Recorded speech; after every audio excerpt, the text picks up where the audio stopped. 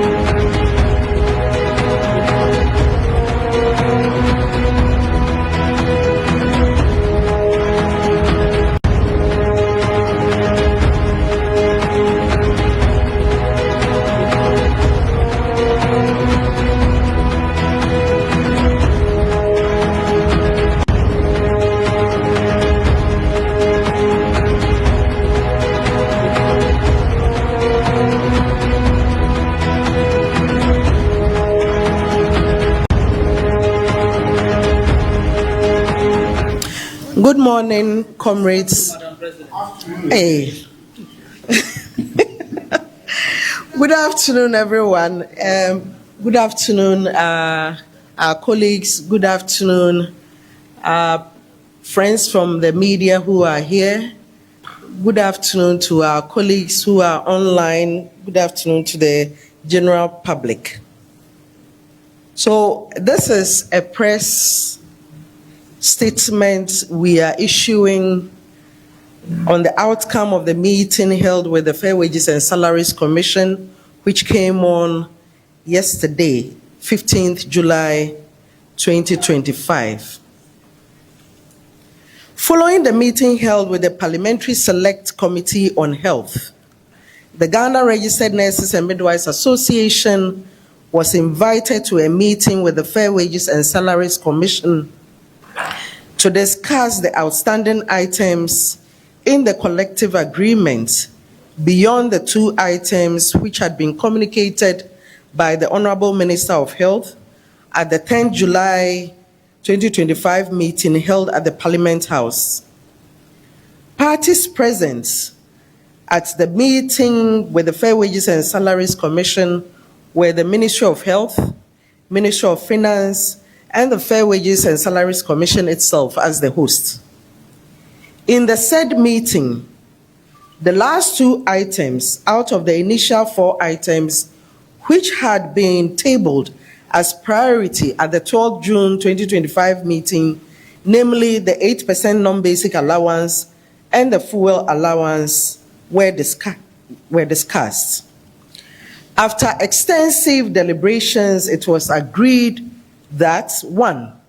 On the 8% non-basic allowance, which was intended to appreciate the market premium of nurses and midwives upwards, the employer was emphatic that there were serious distortions which has affected the market premium of nurses and midwives, and that they would take urgent steps to rectify same. 2. Fuel allowance will be paid to those who are entitled to it at government-approved rates and not at the rate of 10.99 or the ex-pump rate as contained in our collective agreement. 3. All other items as contained in the Appendix B of the collective agreement are to be costed and included in the 2026 national budget.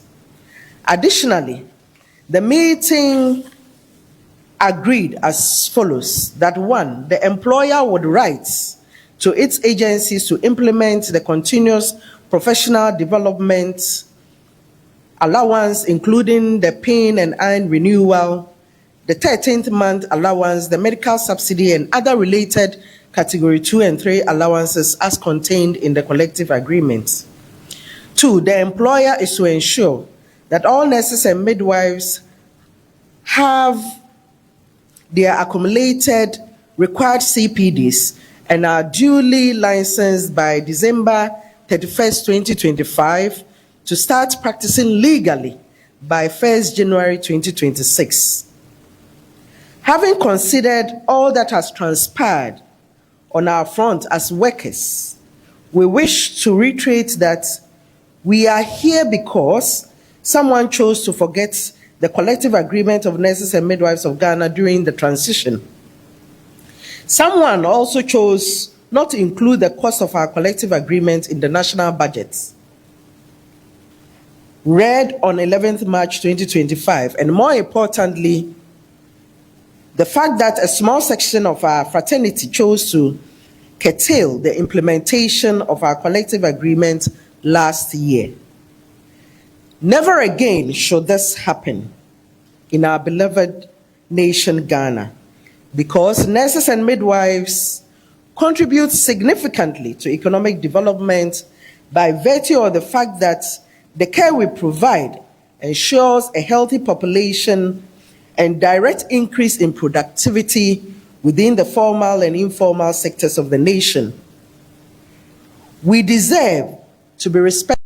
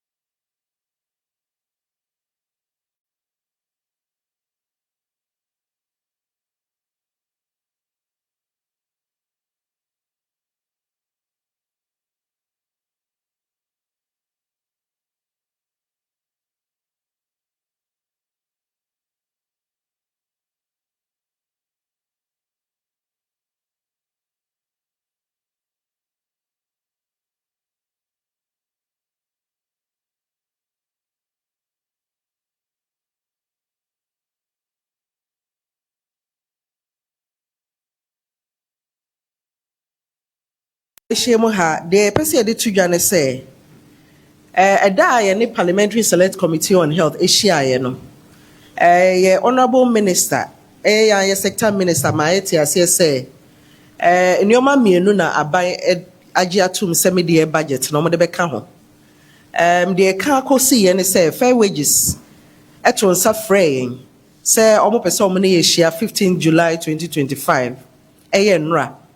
Enti enra ye boaboa ye ho ene omko hia ye meeting national na ya ministry officials wo ho ministry of finance wo ho representative of the dean of the teaching hospitals no so wo ho na fair wages na nkasa so na omo so wo ho the ka ekosi ye ne say 8% non basic allowance na ye hwe enim say omo be calculate aka ho ama epia ye market premium no akosro no. Your employer need to mu say we who say ampa your market premium no ho ato chima kakra na emom no enye bibia omo betumi aye ne sisi a enti no omo sreye say e ma omo mre na omo nto omo bo ase na omo hwehwe emu yie na omo fa yie ento yie efa ye full allowance no omo gitu mu say eno de enimanimu ya no omo behwe na omo de aka media budget ne ho na emom no omo betua no according to government approved rates enkoye say rate na e collective agreement ni mu no 10.99 no ana say ex pump rate no eno na omo de beye adwuma de tosomiensa omo yese ne omo na aka training ni na efa appendix B of your collective agreement no omo behwe na national budget for 2026 no omo de aka ho de toso biomo no omo ka say ye ya ehie mu no ye gi atum say ye employer no betro ama agencies na ehye na sini na say ye CPD nsemsem ye pain and eye renewal nsemsem ye 13th month allowance nsemsem any medical subsidy a work collective agreement ni mu no eka category 2 and 3 allowances fire ho nye general public ones no de fire ho no omo betro agencies no no ma kire omo say omo hwe na omo fanye adwuma ye employer no so saji to mu say obehwe na ye CPDs for the year 2025 beboa yen ama ye renew your licenses for the year 2026 no omo behwe na omo aduhu adwuma se na be ya how na ya fam 2025 no ensa in unity in the year 2026 International Council no to adwen no National Council no agiatum say ensem na etwetwere yebo ye ka say ye betetua se ne oma anko ye no bebi a ye do no ya twe bibia san ama ye hwe nim se employer no ne oma na aka e wo se omo ye no omo be hwe nim no ma ye enti na ye frame we na ensem a ye pese ye de tudwa no ye pese ye da mu ni na amase se mo ahwe de ye nsem atudwa ama Ghana afana nyina ate ye nurses ne ye midwives so ye damase se mo ataye chi ama ye bedu bebi a ye dui trade unions and associations in the general public so omo tie ye nsem ye ho ya omo mobo omo ka bi ma ye no ye da omo ni na ase enti na enedue asema ye pese ye de tudware no ye da mo ase.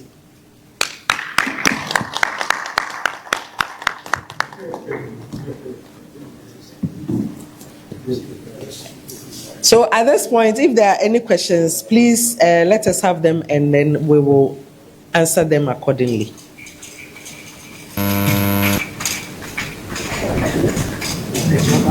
Madam President,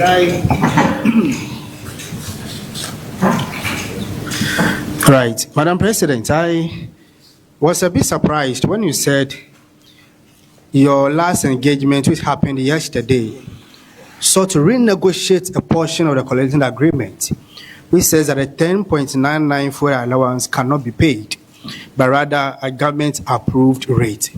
Is it fair to consider that then your previous negotiations done in 2024, you didn't do any due diligence to the document? Question number one. Number two, are you going to also say that your consistent engagement with the media, what I have called accountability series, is the reason you have been able to achieve this feat? If it is so, how are you going to sustain this? That the media will not be in a situation where when you need information, it becomes very difficult to get access to the national leadership. Thank you. Thank you very much. So on the first question, there is nothing about we not having done due diligence. In negotiations, the agreements are captured in a document that is spearheaded by the employer. As it was captured, that is how it's contained in the agreements. However, within the whole public sector, we know fuel allowance is paid to certain category of workers. And the total amount of gallons or the total amount of liters is paid at government approved rates. So if the Fair Wages and Salaries Commission, which has the mandate to spearhead this, is giving us this information, for as far as we are concerned, it makes a lot of sense. So we have taken that and we have given them assurance that we are ready to work with it on that line. We don't have any problem with it. And in fact, it hasn't caused us any disadvantage. It's the same number of liters or the same number of gallons per those who are supposed to receive it. For those who are supposed to receive it, we will receive it per the rate approved by government for all public sector workers. So we are not disadvantaged in any way. In terms of using this platform in the course of actions that we have taken to spearhead the implementation of our collective agreement, we would have said it has served our purpose. And we thank you all for having helped us. What we know is that if we had not taken this course of action, the collective agreement's implementation would have started in January 2026, probably. So whatever we have done as a union, the support we have received from our nurses and midwives, the support we have received from the media, from the general public, has brought us this far. And that is why we have stated clearly in the statement that we thank you all very much. Accountability series, we have ended it today. Going forward, if there's need to open accountability series again, we will do same. Inviting the media to put across whatever needs to be communicated. If we deem it fit, if the National Council deems it fit, why not? We will do that. Where we feel that it is an issue that we just need to deal with our members directly, we will do same. But in this particular instance, where it borders on our collective agreements, an agreement that is signed between the employer and the worker, which shouldn't bring disaffection between the parties, and the fact that we had to follow up for several months for this, that is the reason why we have come to where we are. So just to respond to you, where we need to engage the press or the media in any press briefing, we will do same. For this particular matter, we want to believe that where we have reached, it calls on us or it beholds on us as leaders to follow up on the employer, and we will do same. Where there is need to call you again, we'll invite you. Thank you. What are the errors with the 8%? What exactly are the errors? There are no errors. There are no errors. If you look at our collective agreement, it says that 180 liters to be paid at government at the 8% non-basic allowance. There are no errors. It's just a misunderstanding, as we see it as just a misunderstanding. Our understanding seems to be different from what the understanding of the employer. And there's need for time for us to We need to give them time to understand how we understand it. But one thing that is very clear, which we all understand, is that there are serious distortions with the market premium. And over the years, it has disadvantaged us such that the percentage of market premium that is supposed to be received by the various cadre of our nurses and midwives has dwindled seriously. And there's need to bridge the gap. How do we bridge the gap? It is for the employer to make that determination and let us know. Very well. Okay.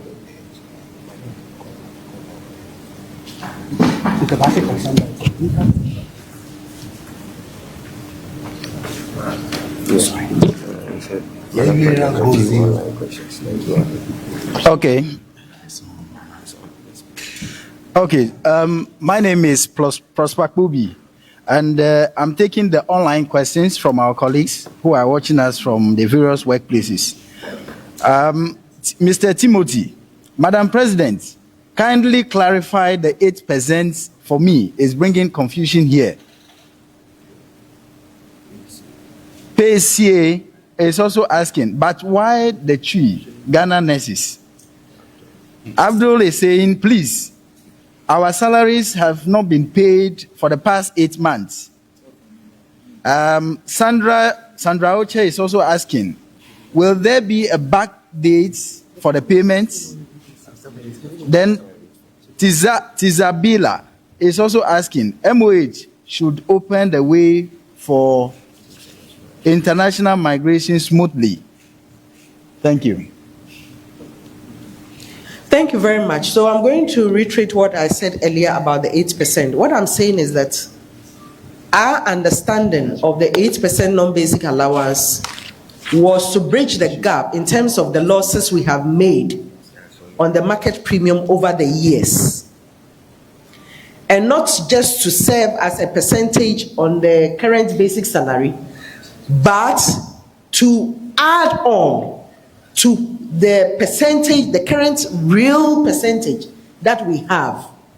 The employer is saying that they do not understand it that way. However, they understand that if you take the various category of market premium we are supposed to receive, we have those who have 58%, those who have 65%, those who have 75%. That has dwindled to between 14% and 17%, which is a great disservice to us. And therefore, they understand that clearly and are going to look at it critically and help to mitigate it. So we are going to follow up on saying, why tree? We know that every nurse and midwife in Ghana understands English. We are having a media engagement here. There are tree stations. And when we do the English, we also do the tree so that they can carry the news in tree for us. The tree version is not for you, our colleagues of the noble profession. It is for the media station. And the media station, we know, is also going to communicate to the general public. In the general public, there are those who appreciate the news in tree far more than when it is in English. So I hope you understand that. Those who have worked, our colleagues who are working, and for 8 months you have not received your salaries. We have taken the data. As we speak, the data is almost completed, and we are going to engage the employer seriously on it. So be rest assured that we will not rest on our oars. We are going to follow up on it for you. Why wouldn't the employer open doors for international migration?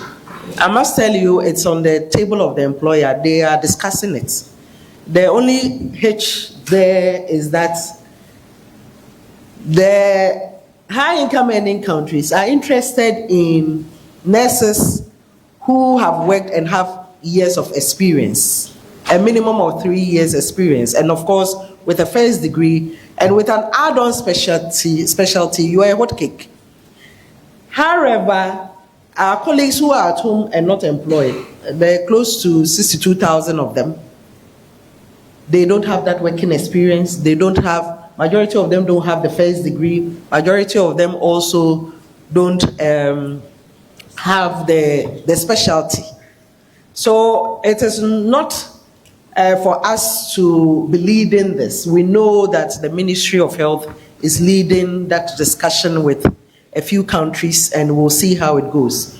We have taken part in some technical discussions in the past. Recently, we were invited for a meeting to discuss the proposals that were on table, and we have made inputs. We are hoping that it will be treated holistically.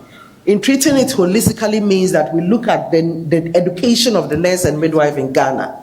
Is there any point in still training our colleagues at the auxiliary level or even at the diploma level? It's important that we move away from this and train at the degree level, put in a system that can help each professional move faster in terms of getting a specialty training, and then we can have enough of those cadre of nurses to export or go into bilateral agreements with other countries and allow them to move out there and work.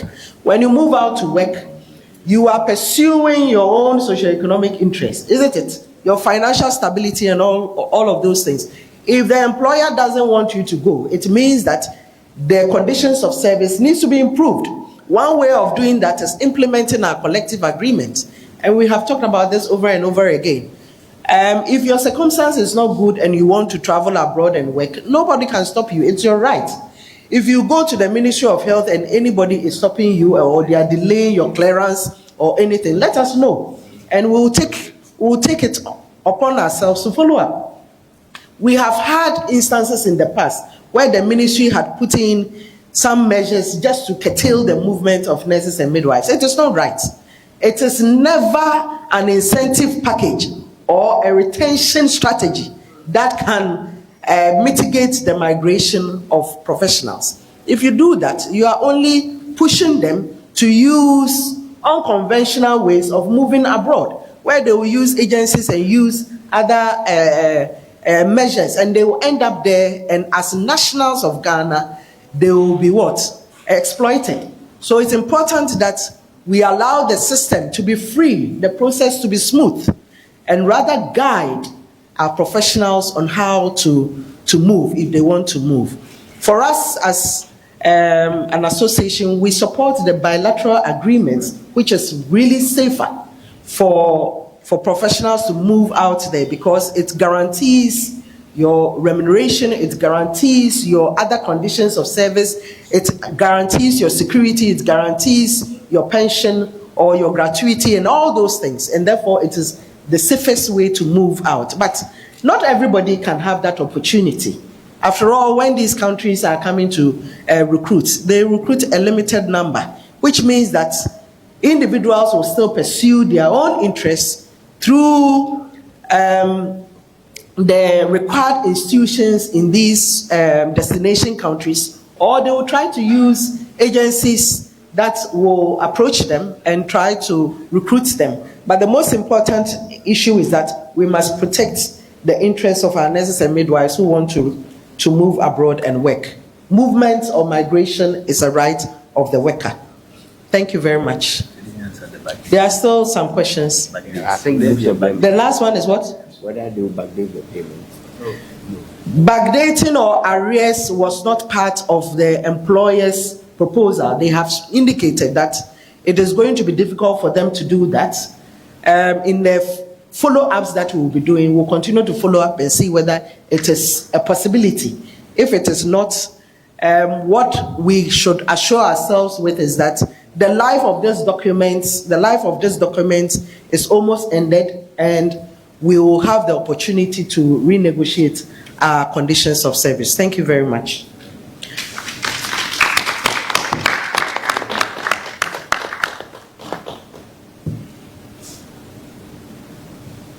So we have come to the end of this press briefing, and we want to thank you all for making time to join us today. Thank you.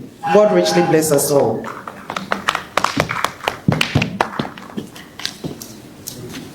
All right.